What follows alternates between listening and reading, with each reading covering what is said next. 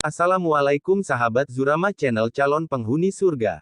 Uhaba, ungkapan sapaan dari Aceh untuk saudara sebangsa. Dengan disertai taufik dari Allah pada video kali ini kita akan mengisahkan kisah tragis santri yang hafal kitab Tuhfatul Muhtaj yang jadi penjual arang. Dahulukan akhlak sebelum ilmu. Dengan akhlaklah kamu bisa memahami ilmu. Pada kesempatan kali ini, kita akan menceritakan tentang kisah tragis dari seorang santri yang sangat pandai, namun ia tidak memiliki etika kepada gurunya sendiri. Kisah ini kita dapatkan dari guru kita Syidi Syekh Muhammad bin Ali Ba'atiyah, beliau dari gurunya Al-Alama Al-Habib Abdullah bin Sodik Al-Habsyi, beliau dari gurunya Al-Alama Al-Habib Abdullah bin Umar Asy-Syatiri, sekaligus beliau tokoh yang dimaksud dalam cerita ini.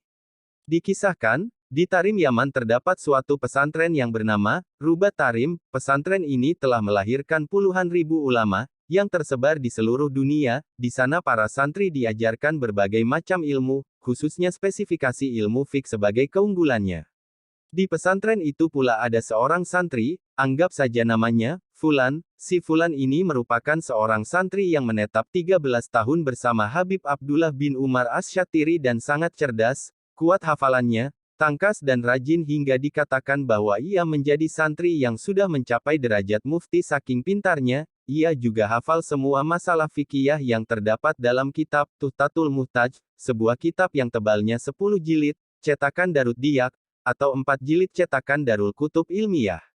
Kesehariannya di pesantren, si Fulan ini disukai oleh teman-temannya, sebab ia dibutuhkan oleh rekannya untuk menjelaskan pelajaran yang belum difahami serta mengajar kitab-kitab lainnya. 13 tahun menjadi santri Rubat Tarim tentu saja hampir dipastikan kapasitasnya ia termasuk ulama besar.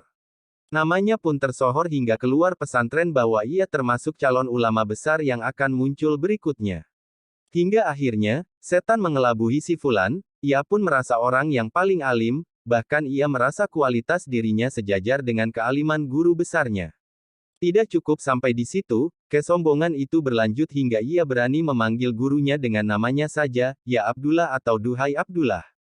Di mata para ahli ilmu hal ini sungguh ini tindakan yang sangat-sangat tercela, dan kesombongan yang nyata.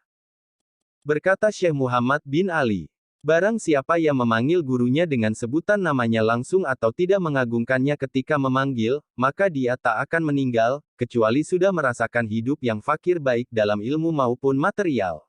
Melihat kesombongan si Fulan, Al-Habib Abdullah Asy-Syatiri sabar dan memilih diam saja.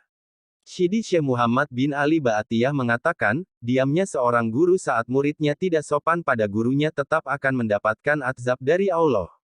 Kesombongan itu pun berlanjut, si Fulan pada suatu hari akan keluar dari Rubat Tarim untuk menuju kota Mukalla untuk berdakwah. Ia pun keluar dari pesantren begitu saja tanpa izin kepada Al-Habib Abdullah Asy-Syatiri, hingga pada saat Madras Ribat, sebutan untuk pengajian rutinan di Rubat Tarim, Habib Abdullah menanyakan perihal keberadaan si Fulan, yang biasanya duduk di depan namun tidak nampak kelihatan. Kemanakah si Fulan? Sebagian murid yang mengetahui menjawab, si Fulan sedang berdakwah ke kota Mukalla. Habib berkata, apakah dia izin kepadaku? Sontak murid yang lain diam saja.